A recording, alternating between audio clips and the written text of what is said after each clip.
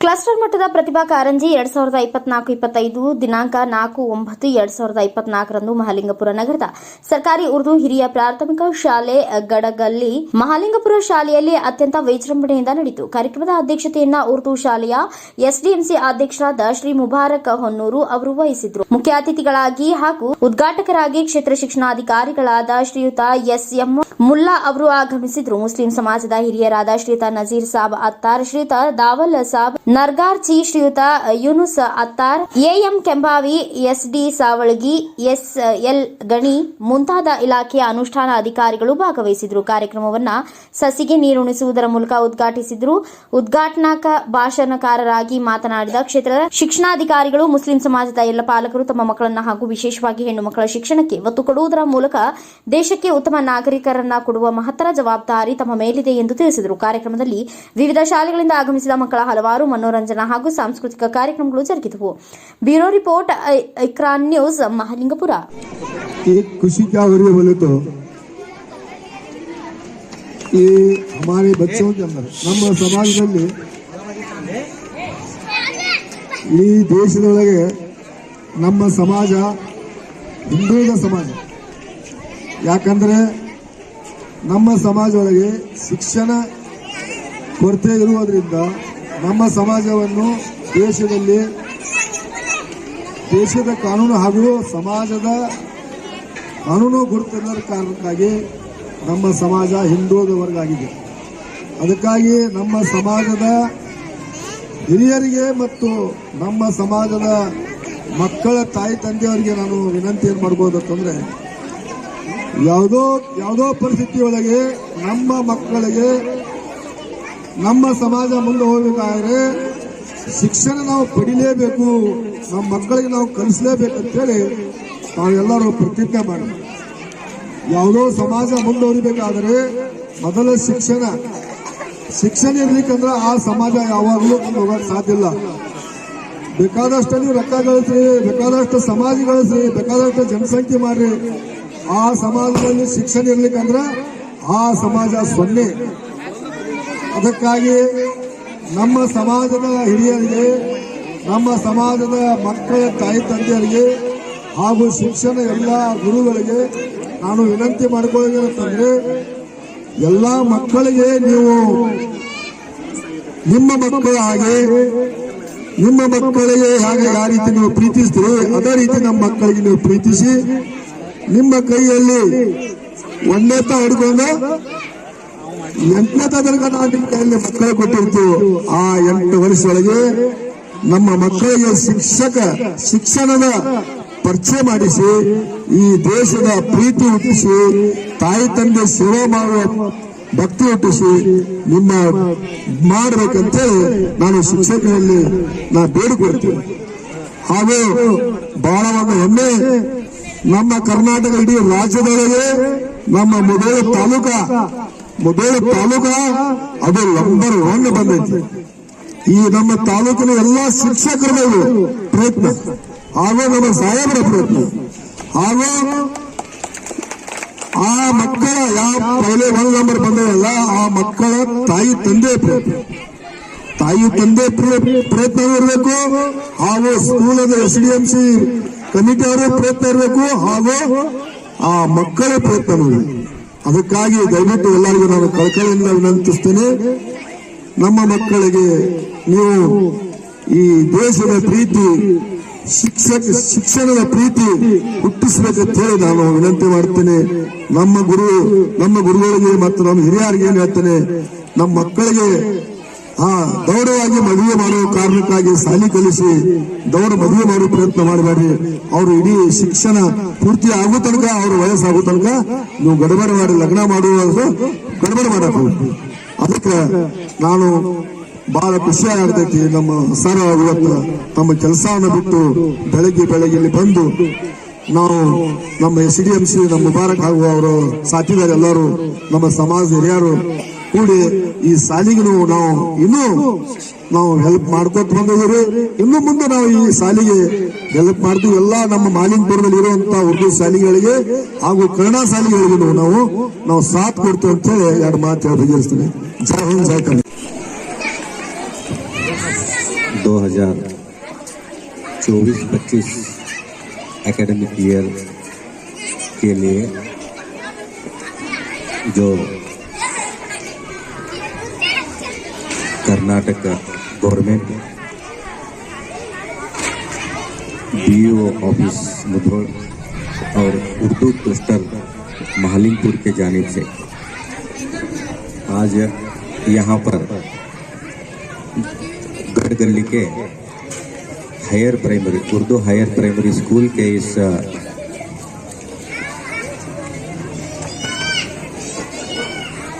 महफिल में इस साल का प्रतिभा कारंजी का आगा जो इनॉग्रेशन क्लस्टर लेवल का कार्यक्रम चल रहा है।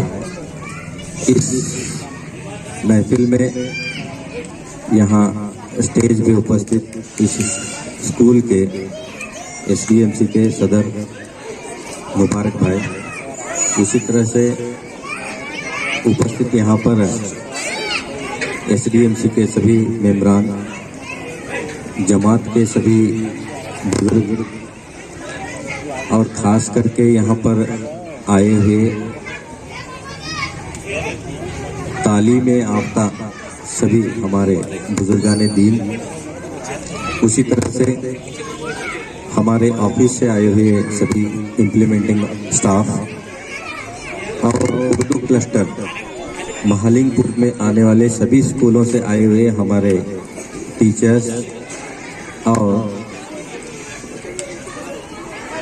इस कार्यक्रम में पार्टिसिपेशन करने के लिए भरपूर कोशिश करते हुए पूरे तैयारी के साथ टीचर्स और पेरेंट्स के सपोर्ट के साथ आए हुए हमारे बच्चे और बच्चियां स्टूडेंट्स और इस कार्यक्रम को अच्छी तरह से अंजाम देने के लिए और बच्चों की हौसला अफजाई देने के लिए आए हुए हमारे यहाँ पर लोकल रिपोर्टर्स और पेरेंट्स। और एक बार मैं मेरे जानिब से आप सभी का इस कार्यक्रम में स्वागत करता हूँ। तो आज इस कार्यक्रम का जो उद्देश्य है आपको मालूम है, सभी बच्चों को मालूम है ना, आप क्यों आए हैं यहाँ पर क्यों आए हैं, अभी सभी को मालूम है क्यों आए हैं, बताइए। हाँ, तो यहाँ पर एक बच्ची बता रही है कि प्रतिभा कारंजी है, तो बच्चों के सालाना कार्यक्रम प्रतिभा कारंजी ऐसा नहीं कि इस साल किया गया है, एक करीब 25 साल से हमारे कर्नाटका गवर्नमेंट के एजुकेशन डिपार्टमेंट में हर साल प्रतिभा जी का आगाज होता है, आयोजन होता है। तो हर साल इस कार्यक्रम में स्कूल लेकर स्टेट लेवल बहुत सारे बच्चे अपनी जो क्वालिटी रहती है, अपनी जो प्रतिभा जिसे कहते हैं, अपने जो टैलेंट्स जिसे कहते हैं, चाहे वह मिमिक्री हो, चाहे नाटक हो, चाहे भक्ति गीत हो, चाहे वेशभूषा हो, तकरीर हो, गजल हो, बहुत सारे यहाँ पर करीब 35 से 40 आइटम्स यहाँ पर प्रतिभा कारंजी में बच्चों के लिए कंपटीशन यानी स्पर्धा जिसे बोलते हैं, और कंपटीशन में भाग लेने के लिए भरपूर शिक्षकों के द्वारा गाइडेंस करके बच्चों को तैयार करते हैं। हर साल एक कार्यक्रम चलता रहता है। उसी तरह से अभी 25 साल बीत गए। तो यहाँ पर कार्यक्रम का जो मेन उद्देश्य है, मेन वो कार्यक्रम को चलाने का कारण जो है, टैलेंट्स रहते हैं जो हमें ऐसे ही दिखाई नहीं देते। रोजाना काम करते वक्त, रोजाना पढ़ाई करते वक्त या उनका रिजल्ट देखने के बाद उनके टैलेंट्स जो पता नहीं चलते हमें, चाहे पेरेंट्स को हो चाहे टीचर्स को हो, ऐसे टैलेंट्स ऐसे क्वालिटीज हमारे बच्चों में रहते हैं कि वो क्वालिटीज को हमें उजागर करने का ये बहुत अच्छा मौका सरकार ने और डिपार्टमेंट ने दिया है। अगर इस मौके को हम लोगों को ऐसे ही हम जाने देंगे तो मुझे लगता है कि बहुत बड़ी नाइंसाफी बच्चों के साथ होगी, क्योंकि कौन से बच्चे में कौन सी कुव्वत रहती है, कौन सा टैलेंट रहता है, उसे मालूम करने के लिए सिर्फ बच्चे को जो सर्टिफिकेट मिलता है पढ़ाई में, जिसमें 90%, 95%, अभी जो हमारे बुजुर्ग यहाँ पर बता रहे थे, लास्ट ईयर SSLC के रिजल्ट में अंकिता कन्नूर बोल के हमारे तालुके की लड़की पूरे स्टेट को फर्स्ट आ गई, पूरे स्टेट को आउट ऑफ 625 लेके फर्स्ट आ गई। इट इज एकेडमिक टैलेंट, उसका जो है वो बहुत सारे शैक्षणिक उनके टैलेंट, उसका कुव्वत रहते हैं, बहुत सारे जो उनके टैलेंट रहते हैं, उस टैलेंट को बाहर निकालने के लिए ये जो कार्यक्रम है बहुत ही उम्दा कार्यक्रम डिपार्टमेंट द्वारा चलाया जाता है। इस कार्यक्रम के द्वारा मुख्य तौर पर मैं बच्चों को बताना चाहता हूं कि सिर्फ ये स्टेज पर करने का कार्यक्रम नहीं है।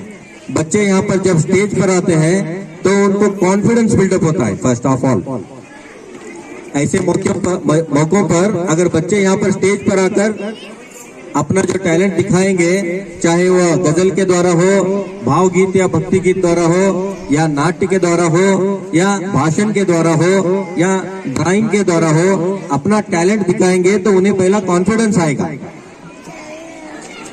दूसरा जो है कि वह कंपटीशन में भाग लेगा, यानी स्पर्धा।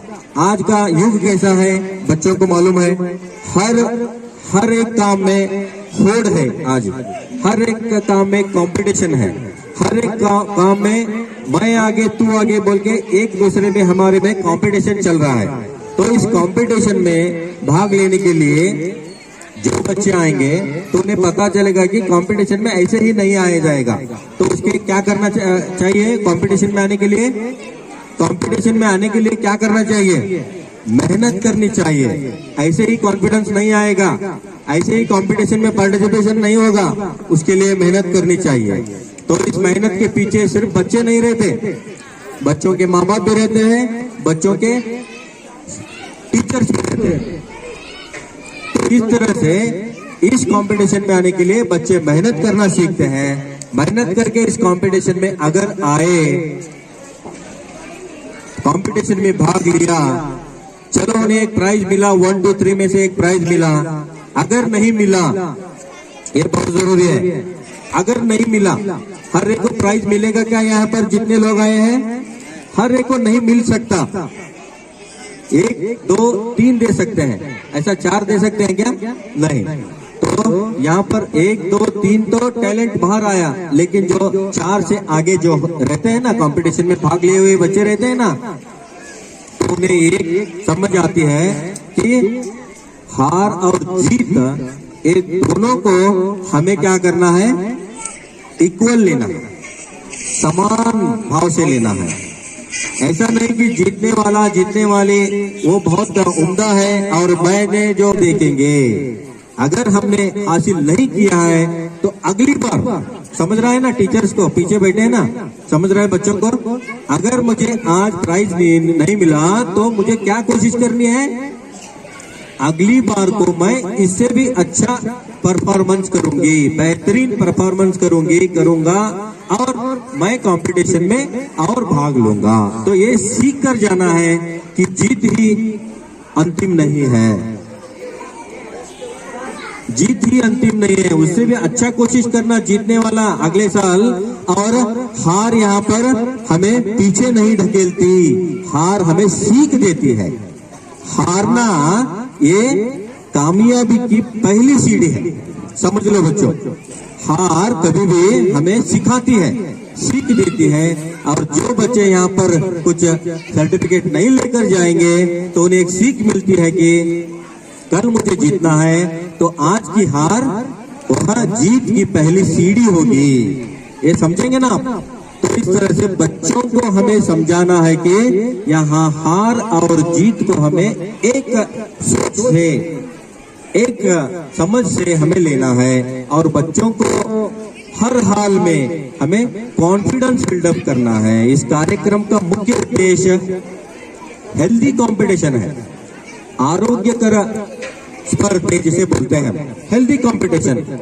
तो यहाँ पर सबको इक्वल देखना है। यहाँ पर तो यहाँ पर हम देखते हैं कि खास करके जो यहाँ पर उर्दू स्कूल के बच्चों का महालिंगपुर एरिया में जो प्रतिभा कारंजी चल रही है कि हर एक माँ बाप की ख्वाहिश रहती है कि मेरा बच्चा अच्छा से अच्छा, अच्छी से अच्छी पढ़ाई हासिल करे, अच्छी से अच्छा, उम्दा से उम्दा कॉलेज में वह पढ़ाई के लिए जाए, हाँ, अच्छी तरह से वह इल्म हासिल करे।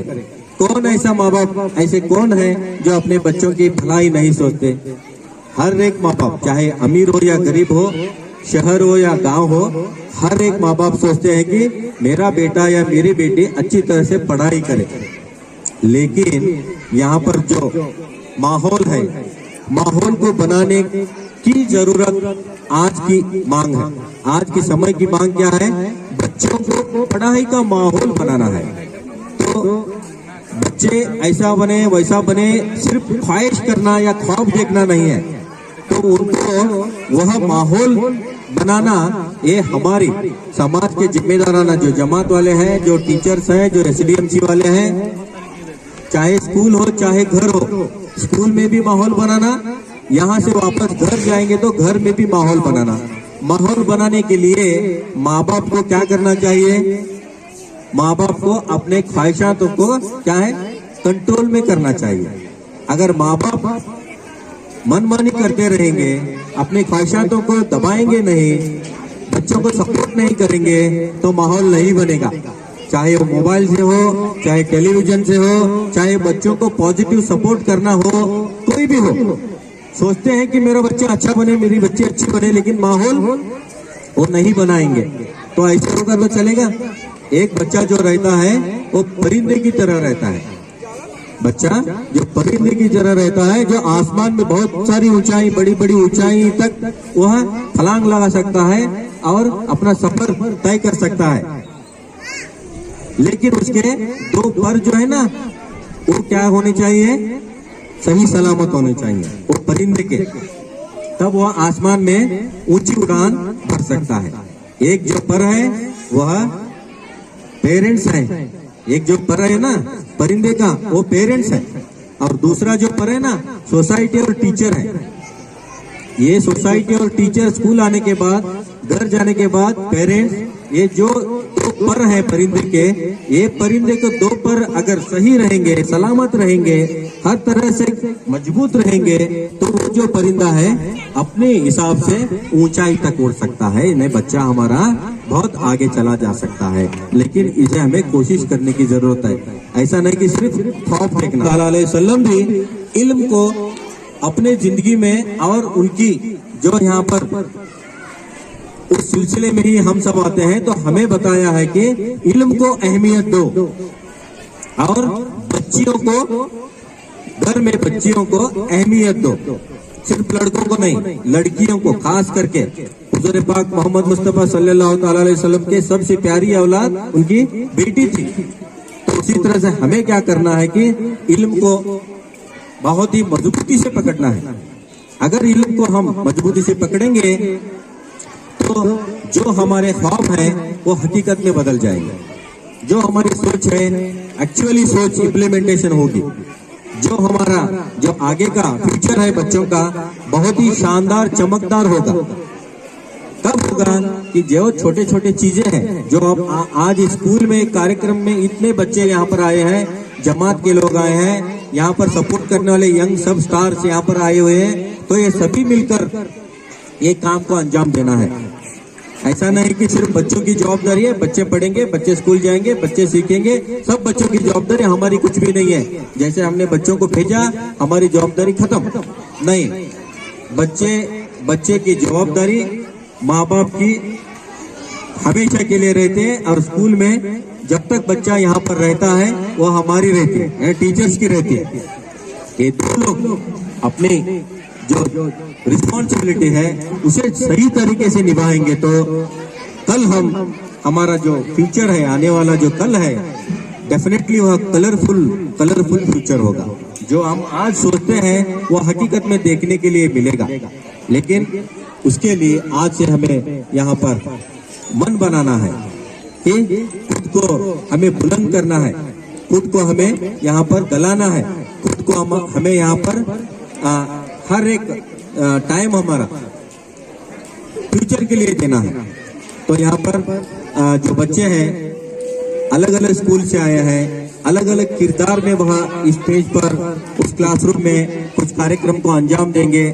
जैसे प्रतिभा कारंजी में आपके टैलेंट्स को दिखाने का एक मौका मिलता है, उसी तरह से 12 महीने हमारे स्कूलों में बहुत सारे एक्टिविटी चलते रहते हैं। मैं बच्चों को एक बताना चाहता हूँ कि ये समय और आगे नहीं मिलेगा। ये समय जो आपको मिला है ना अभी आगे आपको नहीं मिलेगा। यहाँ पर जो बुजुर्ग लोग बैठे हैं, यहाँ पर जो आपके टीचर्स हैं, यहाँ पर जो मैं हूँ, हमारा बचपन हमें कभी भी नहीं मिलेगा। मिलेगा क्या? नहीं मिलेगा। हमने तो खोया है, लेकिन क्या पाया है हमें मालूम है। कुछ खोया है, कुछ पाया है। आपको भी यहाँ पर जो बुजुर्गाने दिन दिख रहे हैं, जो टीचर्स दिख रहे हैं, जो यहाँ पर आपके बड़े भाई या कोई और यहाँ आए हैं, तो हमें उनके जैसा बनने के लिए, उनके से भी उम्दा बनने के लिए, अच्छा बनने के लिए जो हमारे पास समय है उसे कैसे हम इस्तेमाल करेंगे। बच्चियां पढ़ेंगी ना, आप सभी लोग 10th होने के बाद 18 साल होते ही कितने लोग आप लोग शादी करके वापस आप जाएंगे, शादी कर लेंगे। 18 के बाद कितने हैं? हाथ उठाओ देखेंगे। 18 के बाद 18 होते आपके पेरेंट्स बताएंगे कि अभी शादी कर लो, आप निकल लो, कॉलेज को जाने की जरूरत नहीं है। तो मानेंगे आप? नहीं मानना। बच्चियों को बता रहा हूं मैं। यहाँ पर क्या करना है? 10th होने के बाद, 18 साल होने के बाद आपको कम से कम आज क्या करना है? एक कसम खानी है, एक प्रतिज्ञा लेनी है कि कम से कम डिग्री ग्रेजुएशन तक हम सीखेंगे। जो लेडी टीचर है ना, यहाँ पर बैठे हैं ना, ये डबल ग्रेजुएट्स हैं। कितने लोग हैं जी? हाथ ऊपर करो। लेडी टीचर जो अलग अलग स्कूल से आए हैं, देखो हाथ ऊपर करने के लिए वो घबरा रहे हैं। ऐसा ऊपर करना जी, हाथ सबको दिखना चाहिए। कम से कम पर यहाँ 10 लेडी टीचर्स हैं जिन्होंने डबल डिग्री को हासिल की है, तभी आज इस मुकाम पर वो पहुंचे हैं। तो यहाँ पर सभी लड़कियों की तादाद ज्यादा है, इसलिए बता रहा हूँ मैं। सभी लड़कियों को आज तुम्हें एक प्रतिज्ञा करके, एक वचन करके, एक कसम खाकर जाना चाहिए कि कम से कम ग्रेजुएशन तक हम पढ़ाई करेंगे। हमारे माँ बाप को हम समझाएंगे, हम माँ बाप की अनुमति लेंगे, परमिशन लेकर ही करेंगे, लेकिन उनको बताएंगे कि हमें ग्रेजुएट बनना है। बाद में हम हमारा अगला सफर जो हम तय करेंगे। तो जो शिक्षित होगा, जो एजुकेटेड होगा, डेफिनेटली वह इस समाज में पूरी तरह से डट कर हर मुसीबत का सामना करेगा। 2-3 उदाहरण बताता हूं मैं। डॉक्टर PR अम्बेडकर, सुना है ना सबने? हमारे संविधान के पितामह जिसे बोलते हैं। APJ अब्दुल कलाम, नाम सुना है ना? हाँ, सुना है ना? Sir M Visvesvaraya. 3 नाम, बस आपको 3 नाम याद रखो। तीनों के बारे में देखो थोड़ा। आपके स्कूल जाने के बाद आपके स्कूल में लाइब्रेरी है ना? Sir M Visvesvaraya, doctor APJ Abdul Kalam और डॉक्टर BR अम्बेडकर। जो 3 शख्सियत हैं, ये तीनों बहुत ही गरीबी झेलकर, बहुत ही इस समाज में बहुत सारे मुसीबतों का सामना के लिए शुरू करेंगे तो भी बात नहीं आएगी। और उनका काम और उनका जो यहाँ पर योगदान समाज को बनाने के लिए है ना, आज जो हम इस हाल में हैं, तो ऐसे लोगों के हाल में हैं कि उनका नाम लेने से ही आगे हम चल सकते हैं। तो इतने गरीबी में से निकले हुए 3 रत्न हैं, इनको याद रखो। इनकी जीवनी पढ़ो, इनके बुक्स, किताबों को पढ़ो, तो गरीबी को उन्होंने कभी भी गरीबी से घबराए नहीं हो, गरीबी से कभी भी हिम्मत नहीं आ रहे। गरीबी उन्हें डर कर भाग गई। इसे इन 3 महाशयों, तो इनके बारे में पढ़ो। कितने लोग आज पढ़ेंगे? कम से कम एक के बारे में आज कितने लोग पढ़ेंगे? देखो सब लोग पढ़ेंगे, हैं? सच बात कर रहे हैं ना सभी आज? यस, आज आपको जो मैंने बताया ना इनके बारे में पढ़ो। तो मैं इतना बताना चाहता हूँ कि हमें गरीब माहौल में पैदा होना, गरीब घर में पैदा होना, गरीब माँ बाप के बच्चे होकर पैदा होना, ये कोई हमारी गलती नहीं है। इसमें ये हमारा शाप नहीं है, ये वरदान है। लेकिन गरीब रहकर यानी मरते वक्त गरीब ही मरना जो है ना, ये हमारा क्या है, रिजल्ट है। पैदा होना ये हमारा नहीं है, गरीबी में पैदा होना ये हमारी गलती नहीं है। लेकिन जब हम इस दुनिया से चले जाएंगे, तब अगर हम गरीब चले गए तो इसका कारण कौन होगा? मैं होगा। यानी पैदाइश से लेकर आखिरी सांस तक जो हमें टाइम मिलता है ना, अगर उसको सही तरीके से हम इस्तेमाल करेंगे तो मरते वक्त गरीब नहीं मरेंगे। इसको सोचना है। तो गरीबी को चैलेंज लेकर करना है, चैलेंज लेकर हमें जीना है। तो इस तरह से यहाँ पर जो बच्चे हैं, जो बच्चियां हैं, तो आपको पूरी तरह से यहाँ बुजुर्गों का सपोर्ट रहेगा, पेरेंट्स का सपोर्ट रहेगा, डिपार्टमेंट का सपोर्ट रहेगा, टीचर्स का सपोर्ट रहेगा। लेकिन करना है आपको, कोशिश करनी है आपको, आगे बढ़ना है आपको। अगर आप कोशिश नहीं करेंगे तो कुछ भी हासिल नहीं होगा। इसीलिए मैं यहाँ बच्चों को बताना चाहता हूँ कि कोशिश करो, तब तक करो जब तक हासिल न हो। तो एक दिन डेफिनेटली क्या हो जाएगा, अल्लाह सुब्हानहू व तआला आपको वह अता फरमाएगा। कोशिश करने वालों के साथ कौन रहता है? अल्लाह सुब्हानहू व तआला रहता है। तो हर एक को कोशिश करने की जरूरत है।